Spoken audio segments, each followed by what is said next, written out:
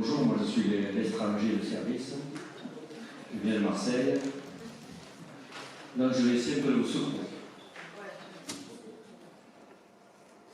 Donc je m'appelle Pierre, puisqu'on ne me présente pas, je me présente pour moi-même.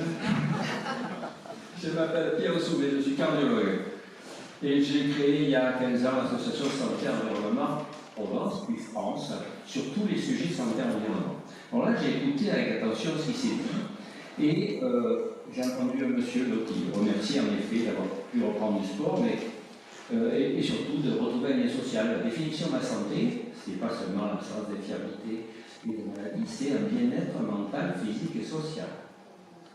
Et en plus, aller se promener dans la nature, ça c'est tout l'intérêt de la biodiversité, j'ai fait un topo au Congrès mondial de la nature, le seul sur santé et biodiversité, ça améliore votre microbiote.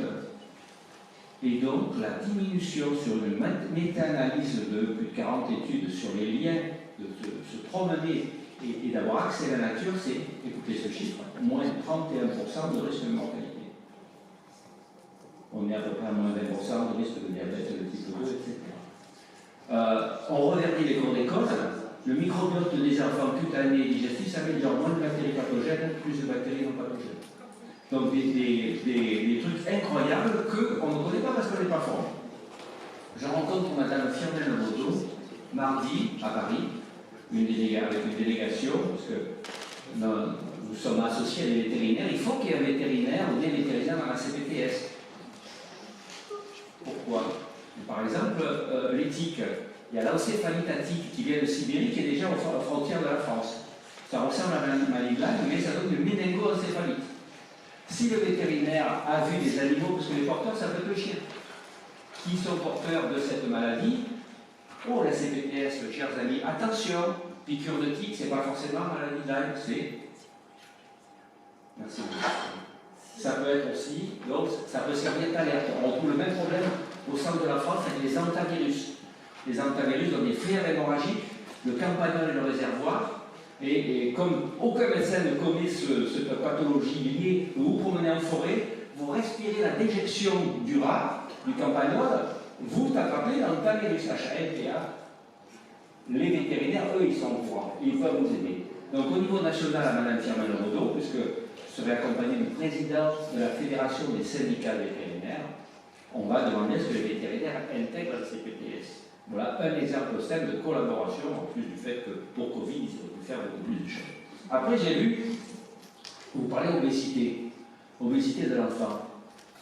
Mais il est sorti une étude sur les parabènes, vous savez, conservateur des produits cosmétiques. Alors des fois, il n'est pas écrit méthylparabène, butylparabène, il est écrit para-hydroxybenzoate, c'est le piège. Une étude sur les femmes qui utilisaient des produits non rincés par rapport aux femmes qui utilisaient des produits rincés et les non rincés avec des parabènes. Ils avaient 3 fois plus de parabènes dans les urines, c'est mis tout de suite.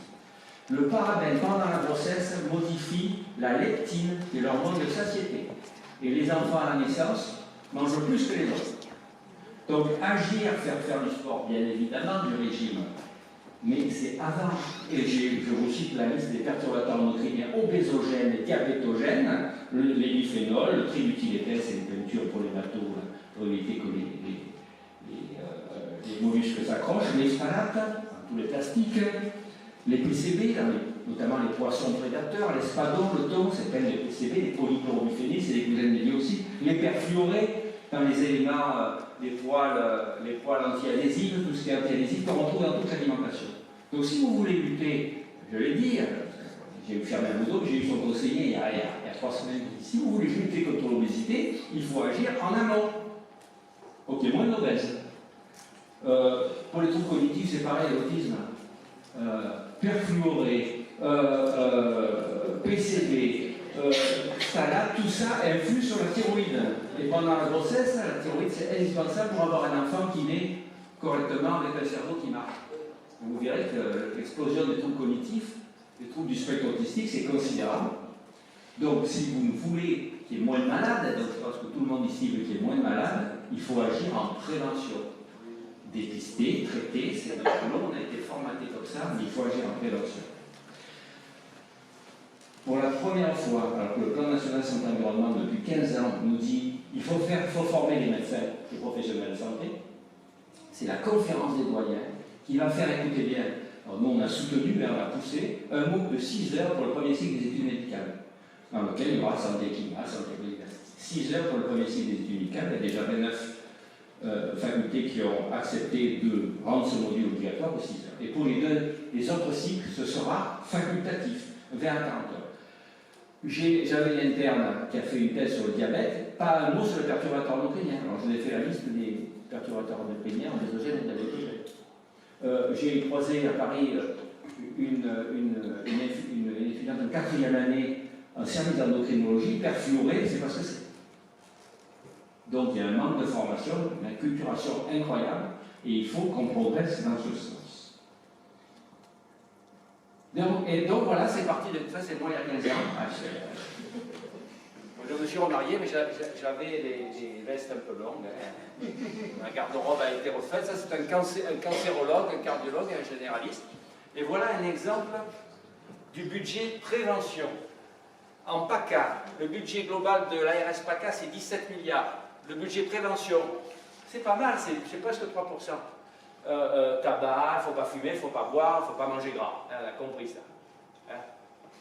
48 millions, avec le dépistage cancer du côlon, cancer du sein. Le budget santé-environnement, 2,3 millions.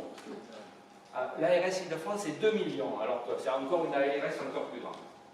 Alors que, nous sommes tous contaminés. Voilà quelques exemples de perturbateurs endocriniens. Le compteur, il est là. Il marche pas. Bon, ça. Les biphénols. Le A est interdit dans les contenants alimentaires. Ils ont mis du S, ils ont mis du F à la place. Donc, les boîtes de conserve, vous bouffez des biphénols. Et on est à 100% contaminé, ça a été fait par Santé publique France, sur donc 900 adultes à peu près et 500 enfants, hein, les chiffres varient. Tous les jours, on pisse du biphénol. Des biphénols, c'est des familles. Donc tous les jours, on en mange. Pareil pour les phtalates, les plastiques qui passent des contenants alimentaires vers les contenants. Les parabènes, pareil, durée de vie courte, il y en a un peu moins, parce que évidemment, si vous n'avez pas ces conservateurs que vous trouvez dans les cosmétiques, dans l'alimentation, c'est le E214 à E219. C'est œstrogénique. Alors, un jour, je fais une conférence, il y a un grand toxicologue français, il me dit « Oui, mais les parabènes, c'est pas très agressif, il y a le pas bon, propyl, butyl, parabène, bon, c'est plus agressif. » J'ai dit « Mais est-ce qu'une femme qui a un cancer du sein, vous trouvez logique de lui dire, de ne pas lui donner les éléments pour éviter de bouffer des œstrogènes ?» Pourquoi le sport, ça diminue le risque du cancer du sein? Le sport diminue les œstrogènes. Et vous allez continuer, parce que vous ne savez pas, à donner des perturbateurs endocriniens, des œstrogéniques à des gens qui ont le cancer du sein. Donc nous, on veut qu'ils ne mangent pas, même avant le cancer du sein. Bon, passons. Les éthers de glycol, bon, ça c'est des solvants. Les retardateurs de flamme, il y en a ici. Ici, dans ce tapis, il y a des retardateurs de flamme, dans vos coussins, il y en a. Là aussi, pendant la grossesse, le bronze prend la place de l'iode. Et au pire, ça crée un crétin des Alpes. Est-ce que vous savez, par exemple, vous êtes presque au bord de la mer, que dans le sel, il n'y a pas d'iode? Il faut faire manger aux gens du sel enrichi en iode. Il faudrait même faire une iodurie des 24 heures pour savoir si le rapport en iode est suffisant. On a rapport avec le CNRS, la TSH. On vous dit de faire la TSH pour les femmes enceintes, mais pas la T4. Moi, je me dis qu'il faut faire la T4. Il faut qu'elle soit entre 12 et 20. Et on s'est aperçu qu'à moins de 12, ça fait des enfants qui ne vont pas très bien après, et la plus jeune aussi. Donc là, le gouvernement a dit qu'il ne faut pas faire la T4. Moi, je vous dis qu'il faut faire la T4. Je prends mes responsabilités. Et les perfluorés qu'on trouve partout. Et eux, ils ont une particularité, ils ne s'éliminent pas. La demi-vie, c'est des années. C'est comme les PCB, c'est quelque chose que vous avez dans vos graisses et que vous allez garder toute votre vie. Le Lancet, puisque il ne faut pas fumer, il ne faut pas boire, on a compris. Le Lancet a sorti un gros dossier sur les pollutions. Les 3 problèmes mondiaux majeurs de l'humanité, c'est le climat, c'est la perte de biodiversité, c'est les pollutions. Donc c'est les 3. Et les 3 sont liés. Si vous faites du bien à l'un, vous ferez du bien à l'autre. Je sors toujours le truc sur ma belle-mère, mais ma femme est là, donc je ne peux pas le sortir. Je n'en voudra pas. Oh, ça va me faire massacrer. Pourquoi vous n'agissez pas? Bon, d'abord parce qu'on n'a pas été formé. Mais on n'agit pas parce que ça s'adresse à on va sauver le monde, à nous et aux autres. Il faut s'adresser aux gens et à vous, à votre moi. C'est-à-dire c'est vous, vous allez vous occuper de vous. Même le Dalai Lama le dit, il faut s'occuper de soi pour bien s'occuper des autres. Donc vous allez penser à vous, vous allez être égoïste. Et le petit geste qui va être une petite information, donc on a plein d'outils à vous donner pour aider les patients et les non-patients, eh bien, vous allez entrer en cohérence. C'est comme le cabinet co-responsable. Vous faites une petite action, puis après, vous allez vouloir continuer à faire des actions qui vont profiter à tout le monde. Pareil pour les patients. Et donc, c'est là que je parle de ma belle-mère. Aïe, aïe, aïe, non, mais sérieux, je vais vous faire massacrer. Donc, ma belle-mère, c'est faux, ouais, mais s'il y a 2 magasins, un bio et un pas bio, elle va aller au pas bio. Mais j'ai dit, mais pourquoi vous n'allez pas au bio, c'est que vous avez les moyens.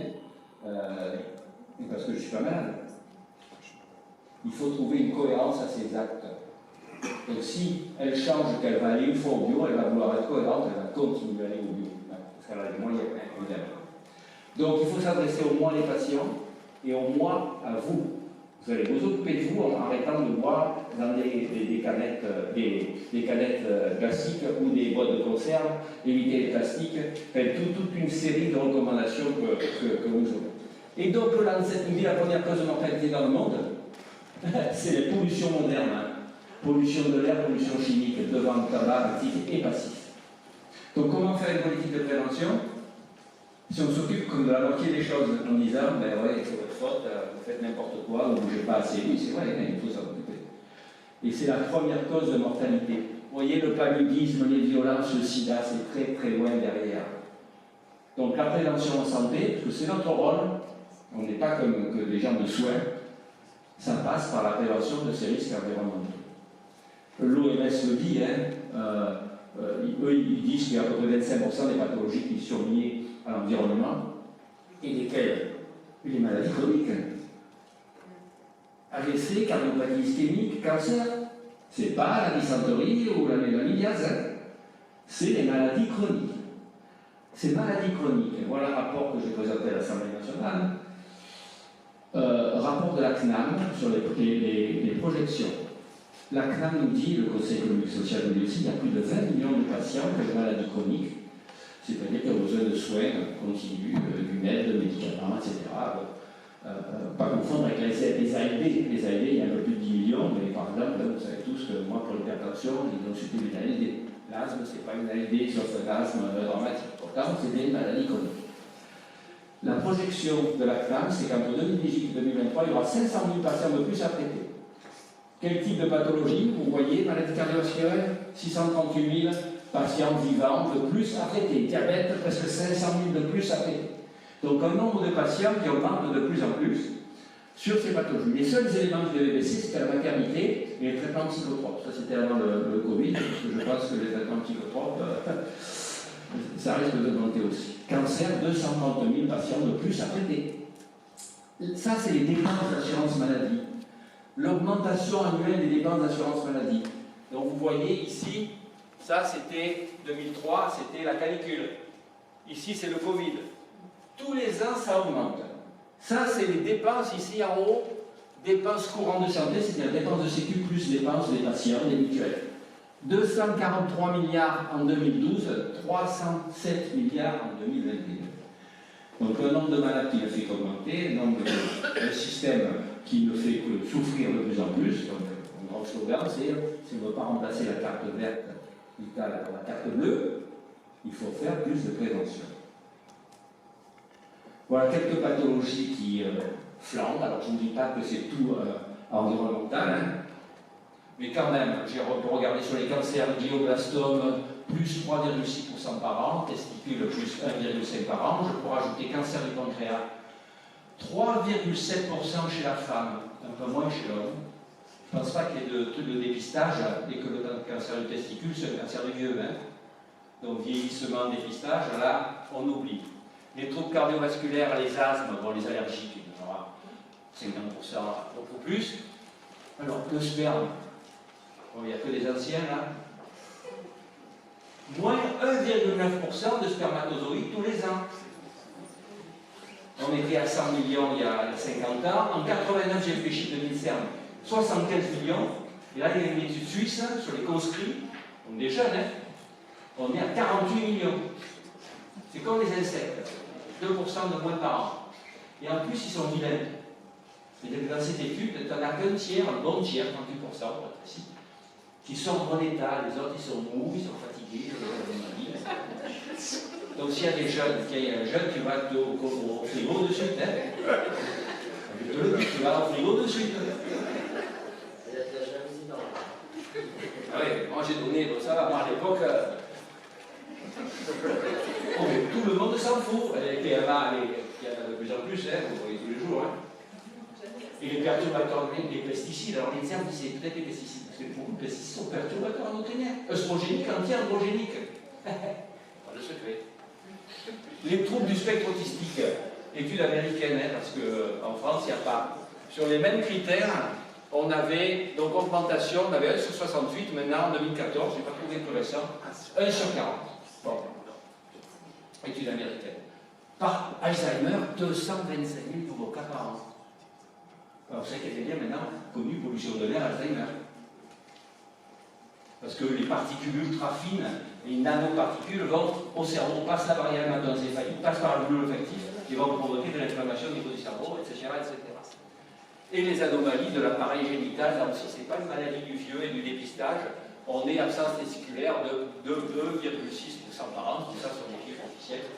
Donc des trucs qui interpellent quand même. Hein? Moi, ça m'interpelle, hein? Spermato et cancer, ça m'interpelle. Là, c'est la modestie. C'est la modestie qui va primer. Le système de santé ne représente que dans les déterminants de santé des populations que 12 à 20%. On a ici, c'est un truc de l'ARS, on a limité à 15%. Donc le système de soins, c'est pas l'essentiel de la santé, c'est l'aspect culturel, l'aspect social, le travail. On est tous différents, hein. Moi j'en connais ici, ils peuvent boire 6 bières, ils vont être ronds. Moi, ils vont pas être ronds, moi j'en bois une, je suis cuit. Des polymorphismes différents. Hein. Et donc, il faut penser justement à cet aspect social, parce que les gens en difficulté sociale, vous savez, ils meurent plus jeunes. Évidemment, à Montluçon, ils ont supprimé le service de cardio. Si vous avez un infarctus à Montluçon, d'urgence, le système de soins, il vaut plus que 15%. Hein. Voilà, vos chances diminuent. Hein. Donc voilà, c'est pour vous dire qu'il faut avoir une vision beaucoup plus large de la santé. Ça, c'est l'histoire de la biodiversité des motos, je la raconte parce qu'elle est poétique. En Inde, ils ont traité, ils traitent les vaches, elles sont sacrées. Donc avec ma femme, on a visité un hospice pour vaches, donc ils les récupèrent dans la rue, ils les traitent, c'est pour des rhumatismes. Il y a à peu près 10% des vaches qui ont été traitées avec du diclofénac, donc pareil. Il est toxique pour nos reins, mais pour les reins, des vautours. Parce que quand la vache meurt, on ne la ramasse pas, on la laisse par terre, c'est le vautour qui vient bouffer la vache. Et en bouffant la vache, ils ont bouffé du diclofénac, ça a détruit leurs reins, ils ont disparu. Donc, qu'est-ce qui s'est passé? Il y a eu des carcasses qui sont restées. Donc, les chiens ont proliféré, la rage a proliféré. On parle de 30 000 morts par an de la rage. Donc, il a fallu traiter les gens, les vacciner, enlever les carcasses, lutter contre les chiens errants. En plus, il y avait les pauvres gens qui récupéraient les eaux bien nettoyées par les vautours, qui broyaient, qui faisaient fertilisants, ils ont perdu leur boulot. En plus, certaines ethnies, notamment du Nord, le vautour était le lien avec le ciel. Ils ont perdu ce lien culturel. Donc une petite action positive initiale, ça a entraîné toute une série de catastrophes. D'où, à nouveau, tout est lié, le climat, la biodiversité, la santé, tout est lié. Et donc il faut avoir, c'est le concept d'une seule santé, donc nous avons fait une alliance, la CEF. Alors la CEF, Santé en France, c'est que des professionnels de santé, par contre c'est 25 € l'adhésion. Je sais que vous êtes tous en difficulté, mais par contre c'est déductible des impôts à 66%, donc ça fait que 8,60 €. Hein? Là, dans le Castel, je vous avais prévenu, je pourrais un coup vache. Et donc on a besoin, parce que quand je vais voir la ministre avec mes collègues et tout ça pèse. Hein? Plus on est nombreux, plus ça va peser dans cette vision. Et donc on veut une vision globale de la prévention, de la vraie, pas que du dépistage, et de la territorialité, parce que dans chaque territoire, il y a des spécificités. Moi, je travaille à l'étang de Berre, c'est pas le même problème qu'à Grasse, hein, avec 40 usines Céveso autour de l'étang. Et donc, là, c'est la connaissance, c'est un océan d'incertitudes, dans un archipel de certitudes. d'Edgar Morin, et au début il y a des Spinoza, l'homme n'est pas un empire dans un empire, donc voilà. Et ayez cette vision globale, ça réclame un effort, hein, tout ça. Moi je vous parle là, mais ça fait 15 ans que je travaille les sujets, donc vous ne pourrez pas tout capter d'un coup. Mais vous allez commencer comme ça, et vous allez par cohérence grandir, et faire profiter de vos malades. Et peut-être que dans 10 ans, on reviendra, on parlera même plus d'obésité, c'est pas bon pour la part. Ils n'auront plus personne à traiter. C'est bon, ce serait pas mal. On en trouvera autre chose. Hein. Voilà, on applaudit, merci. Bravo.